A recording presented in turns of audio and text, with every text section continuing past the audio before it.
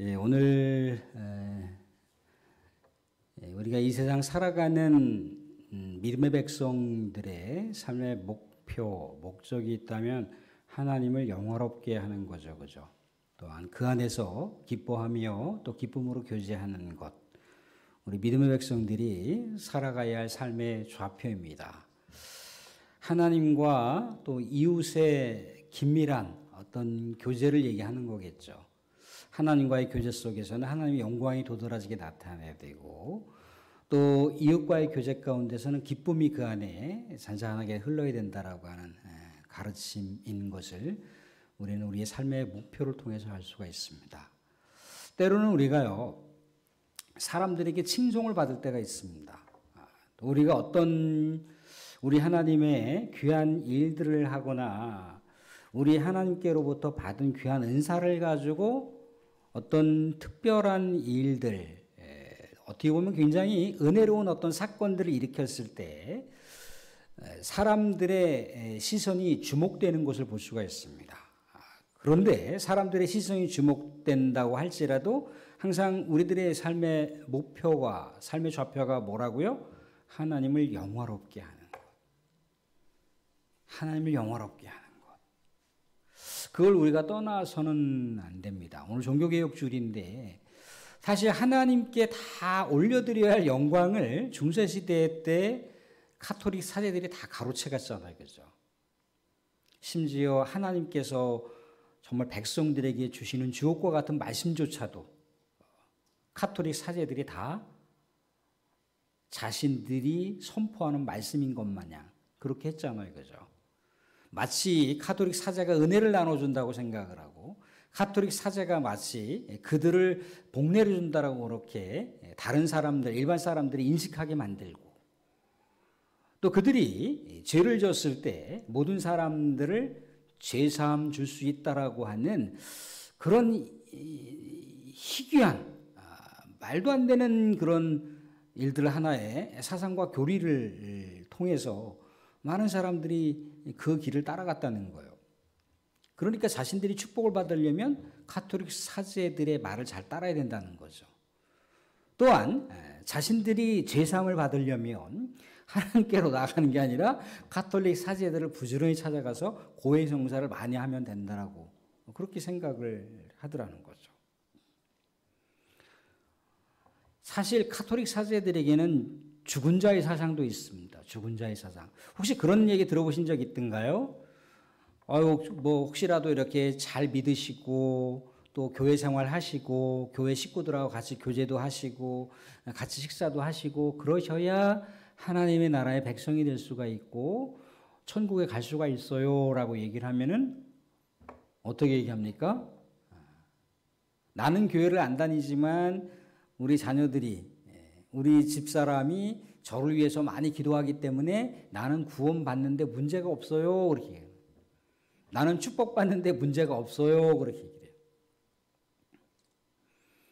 우리 조상들을 위해서도 기도하고 있어요 그러는 겁니다. 카톨릭에서의 교리가 그렇습니다. 죽은 자를 위해서도 기도합니다. 그럼 죽은 자를 위해서 기도하면 그 죽은 자를 위한 기도가 그 죽은 자의 구원과 또 그 죽은 자의 미래까지도 결정할 수 있는 것. 현세에 살아남은 자들이 죽은 자를 위해서 기도하게 되면 그 기도의 여력이 그 사람들에게 간다라고까지 그렇게 생각을 합니다. 이 세상 살아가는 데 있어서요, 우리가 받은 하나님의 은사가 때로는 귀한 것일 수 있습니다. 아주 좋은 것일 수가 있어요. 근데 그 은사를 하나님께 바치지 못하잖아요. 하나님께 영광 돌리지 못하면 뭐가 됩니까? 그게 바로 이단이 되는 거예요. 그게 바로 사이비가 되는 겁니다. 그냥 우리는 하나님께서 은사를 사용하시는 그냥 도구이자 통로잖아요. 그죠?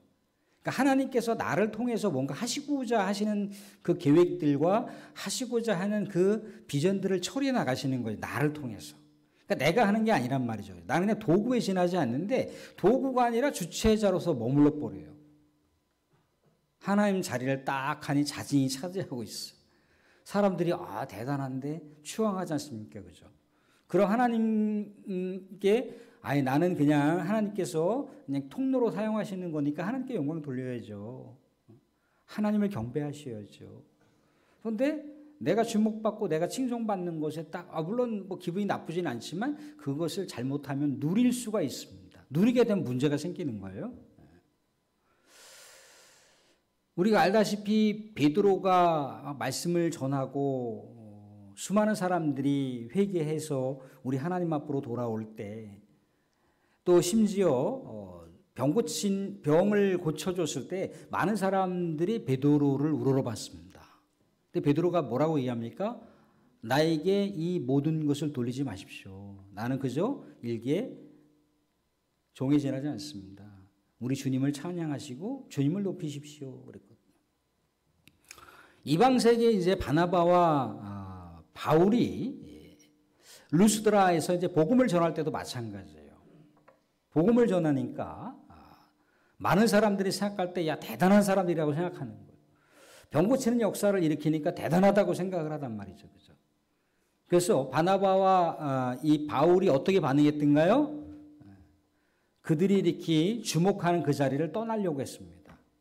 다 똑같이 베드로와 역시 동일하게 마찬가지로 하나님께 영광을 돌려야 된다고 얘기하고 있습니다. 주님을 높여야 된다고 얘기를 하고 있어요. 자기들은 아무것도 아니라고 얘기하고 있습니다.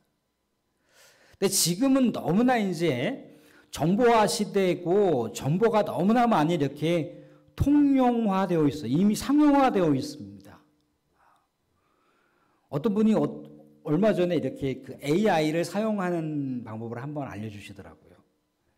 뭡니까? 로봇 채트인가 뭐 이렇게 젊은 친구들이 쓰는 거를 알려주면서 이거를 사용하면은 유익한 정보를 많이 얻을 수 있다고 얘기를 합니다. 심지어 뭐 예를 들어서 오늘 이렇게 사도행전 12장 18절부터 25절 말씀, 이 12장 18절부터 25절 말씀을 로봇 채트한테, AI한테 이거를 한 시간 정도 강의할 수 있도록 만들어봐. 그러면 걔가 딱 만드는 거예요. 그런 시대를 우리가 살아가고 있습니다. 무시무시한 시대를 살아가고 있는 거죠. 그죠? 때로는 유익한 것 같지만 유익한 게 아니라 오히려 지배를 당하는 거예요. 그런 거죠. 지배를 당한단 말이죠. 그죠? 역시 그런데 오늘 말씀 가운데는 아니나 다를까 헤롯이라고 하는 왕이 있습니다. 헤롯은 우리가 알듯이 그 가문 계열에 있는 사람들이 굉장히 호전적인 사람들입니다. 굉장히 이렇게 인정이 없는 사람들이에요. 원래 헤롯 가문은 원래 그분들의 그 기원이 말하자면은 정통 유대인들이 아닙니다. 정통 유대인들이 아니고 그냥 어떻게 흘러 왔는데 이분들이 정통 유대인들과 이렇게 결합을 하면서 정통 유대인으로서의 삶을 살았다는 거죠. 그러니까 아무튼 유대인의 여러 계열이 있는데 뭐 우리식으로 얘기하자면 이제 도지사 정도 되는 거예요. 도지사. 그때만 해도 분봉왕이라고 해서 특정한 지역마다 왕이 있었으니까 그러니까 우리 각 도마다 왕 한 명씩 있는 거예요. 지도자 한 명씩 있는 거예요. 그 중에 이제 이 한 사람인데 아무튼 헤롯 가문에 있는 이 사람들은 굉장히 저열한 사람들이고 호전적인 사람들이고 그래서 우리가 말씀 가운데 보게 되면은 야고보를 단칼에 참수시킬 그런 대담한 인물이란 말이죠. 베드로도 참수시키려고 했잖아요. 그죠? 근데 오늘 말씀 가운데 보면은 본인이 이제 우상화하려고 하는 그 장면들을 볼 수가 있습니다. 헤롯이 우상화하려고 하는 이 상황 가운데 오늘 말씀 가운데 보면은 하나님께서 헤롯을 치셨어요. 그죠? 여러 벌레로 인해서 이 헤롯이 죽임당했다라고 하는 내용을 볼 수가 있는데 내용 가운데 보면은 뭐 장폐색증으로 다 인해서 그렇게 죽었다라고 하는 얘기가 있습니다. 근데 알듯이 하나님의 사도들 예수님께서 사용하시는 제자들을 엄청나게 박해하고 엄청난 그러한 칼부림으로 인해서 그 귀중한 생명들을 참수하는 그런 광경을 많은 사람들이 기뻐한다라고 생각을 하고 그 사람들을 죽였다는 거예요. 그러니까 자신이 어떤 특별한 어떤 정치적인 목표가 있는 것이 아니라 많은 사람들이 그냥 기뻐하니까, 즐거워하니까 그 사람들에게 어떤 자신의 입장을 인정받기 위해서, 자신의 입장을 그 사람들에게로부터 인기를 누리기 위해서 그런 일을 서슴없이 벌였다는 거예요. 그래서 오늘 말씀 가운데 보면 주님께서 이를 치셨다라고 하는 내용을 볼 수가 있습니다. 이 헤롯이라고 하는 사람 연설을 참 잘하는 사람입니다. 두로 지방과 시돈 지방은 항구 도시예요. 말씀 가운데 나와 있는데 항구 도시 같은 경우 농사를 지을 수가 없어요. 여러 이렇게 다양한 문물을 거래하는 무역 장소이기는 하지만 일반 양식을 구하기가 굉장히 어려운 도시가 항구 도시입니다. 근데 이 항구 도시 가운데 이 헤롯이라고 하는 사람이 자신의 별장을 막 화려하게 저놓는 거예요. 두로와 시돈에 있는 사람들이 특별한 관계를 맺지 않은데도 불구하고 그 사람들하고 충분하게 어떤 뭔가 제안서를 내고 건물을 지은 게 아니라 그냥 막 건물을 마음대로 짓는 거예요. 그러니까 두로와 시돈 지방에 있는 사람들의 입장에서는 아니 우리 땅인데, 우리 항구 도시인데 우리가 이렇게 뭔가 이 안에 별장을 짓거나 특별한 장소에 건물을 지었을 때는 우리하고 충분하게 합의를 한 상황에서 자신의 별장을 짓든지 자신의 궁을 짓든지 그래야 되는데 헤롯이라고 하는 사람이 그냥 호전적인 그런 기질만 가지고 두로와 시돈 땅에다가 건물을 져버린 거예요. 참 화려한 별장을 졌단 말이죠. 그죠? 그러니까 두로와 시돈 사람들이 못마땅하게 생각을 했어요. 아까 말씀드린 대로다가 이 헤롯이라고 하는 사람이 굉장히 인정이 없는 사람입니다. 정말 혈기가 대단한 사람이에요. 그러니까 자신의 분노를 참지 못하고 양식을 끊어버렸어. 말씀드린 대로다가 이 항구 도시는 양식을 계속해서 들여와야 돼요. 근데 아마도 유대 이 본봉이었던 헤롯 왕가를 통해서 이 두로와 시돈 지방의 항구 도시 사람들이 양식을 공급받았던 것 같아요. 양식을 끊어버렸습니다. 곡기를 완전히 다 끊어버리는 상황이 돼버리는 거죠. 그러니까 이 사람들이 경제적인 그런 타격을 받을 수밖에 없습니다. 그래서 말씀 가운데 등장하는 블라스도라고 하는 사람이 중재 역할을 해요.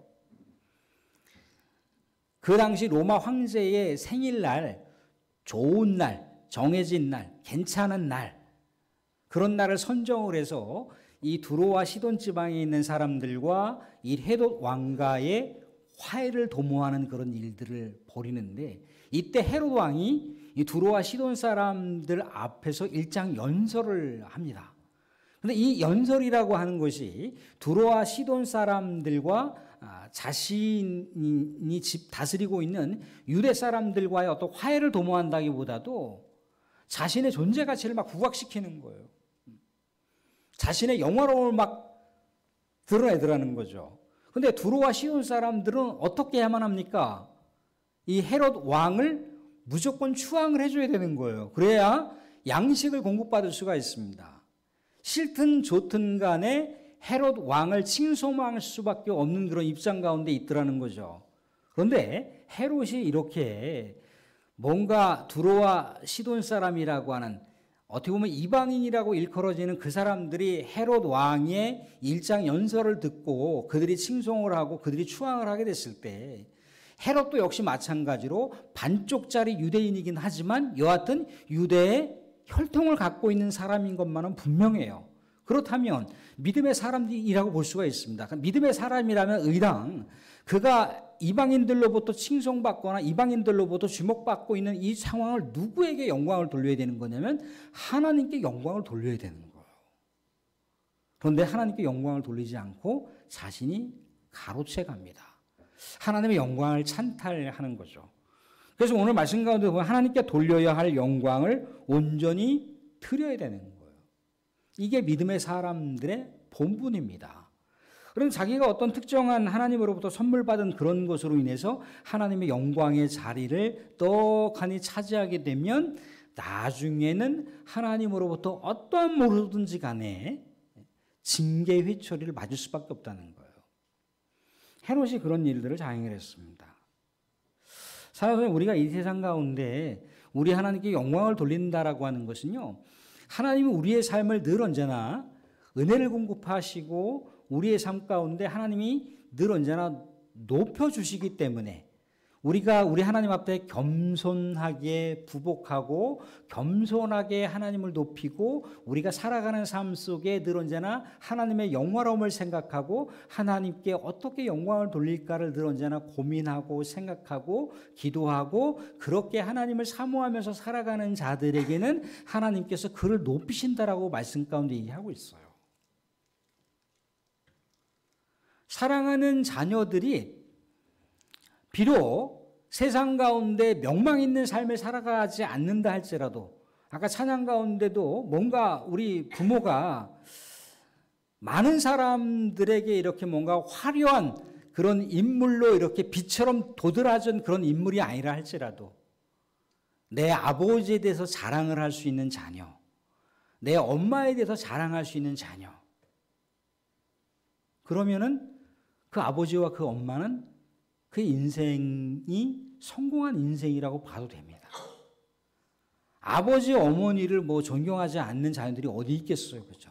다 사랑하고 또 존경을 하죠.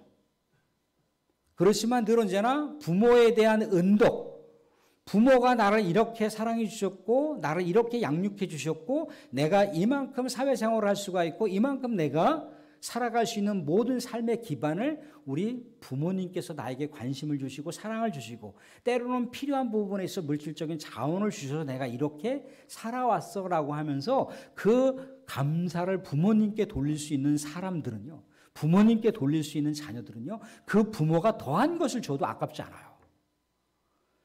그런데 정말 아버지 엄마는 못 입고 못 쓰고 아껴서 자녀를 뒷바라지라고 자녀들의 인생을 조금이라도 유익하게 하기 위해서 자녀들의 인생을 조금이라도 조금 더 비빌 언덕이 있을 수 있도록 뭔가 토대를 마련해 주었던 그런 삶의 일대가, 그런 삶의 서사가 있는데 그 서사를 자녀들이 무시한다. 정말 손발이 다 닳도록 고생을 하셨던 아버지를 인정하지 않는다.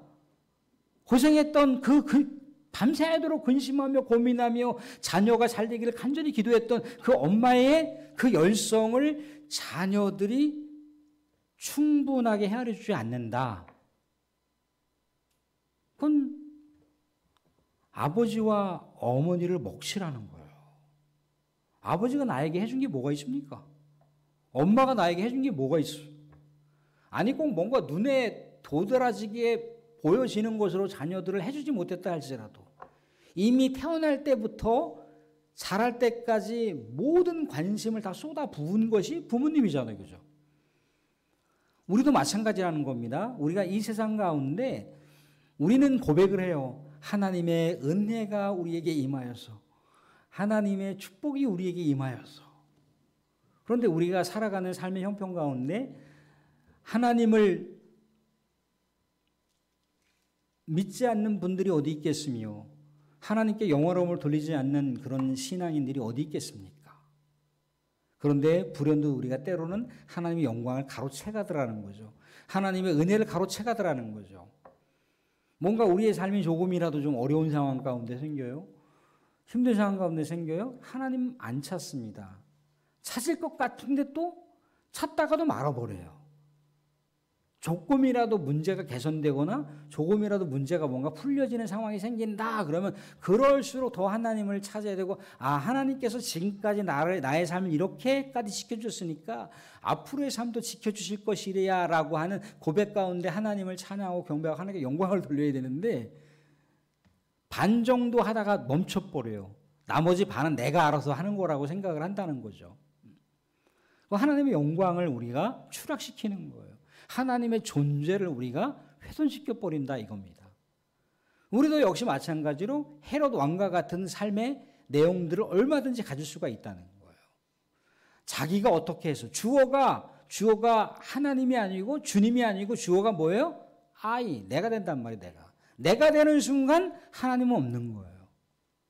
이게 헤롯 왕의 연약한 신앙의 한계를 우리들이 보게 되더라는 거죠.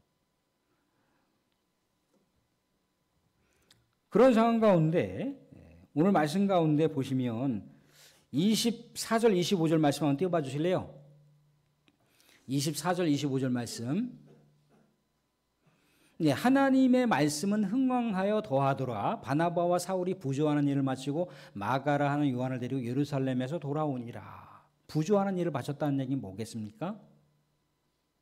부조하는 일을 마쳤다는 얘기는 뭐냐면 교회들이 있는데 어떤 교회는 굉장히 여러 가지 농사로 인해서 교회가 재정이 유지가 되는 교회가 있어요. 근데 갑자기 가뭄이 들거나 아니면 갑자기 홍수가 나거나 그러면 교회 재정이 어려운 상황 가운데 있잖아요. 그죠? 근데 그런 교회를 이 안디옥 교회가 도왔다는 얘기예요. 예루살렘 교회가 힘들었을 때 안디옥 교회가 도왔다라는 얘기를 하고 있는데 이렇다는 겁니다.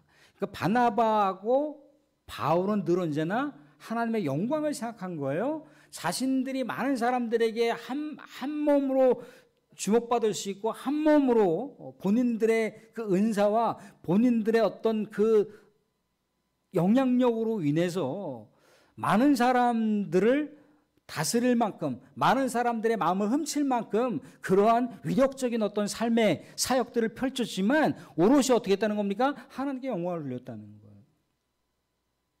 더 연약한 교회가 있지 않을까? 또 하나님의 뜻이 어디 있는가를 늘 언제나 헤아렸던 사람들이 바로 바나바와 바울이었던 거죠.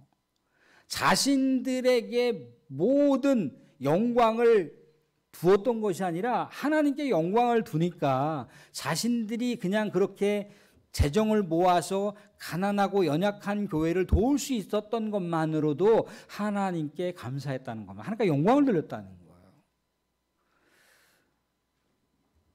사랑하는 성도님들, 우리는 분명하게 해야 됩니다. 우리의 삶의 좌표, 우리의 삶의 목적이 어디 있어야 되는가? 어디 있어야 되는가? 말씀드린 대로 우리가 끊임없이 하나님께 영광을 돌리고 하나님의 영원함을 위해서 살아간다면 하나님은 저절로 우리를 높여주세요. 초대교회 위대한 인물 중에 두 사람이 있는데 그 두 사람 중에 한 사람이 바나바였고 두 사람 중에 한 사람이 바울이었잖아요. 그죠? 하나님께 영광 돌리는 삶을 살았고 하나님께 영광 돌리는 삶을 살다 보니까 이 교회가 연약하고 저 교회가 연약하고 그런 교회들이 보이더라는 거예요. 그죠? 그 교회를 도우면서 또 하나님께 영광 돌리고 그러니까 하나님께서 또 다른 곳에 계속해서 하나님의 그 역사의 지평, 하나님의 교회를 계속해서 확장시켜 나가신 놀라운 은혜를 베풀어 주신 거예요.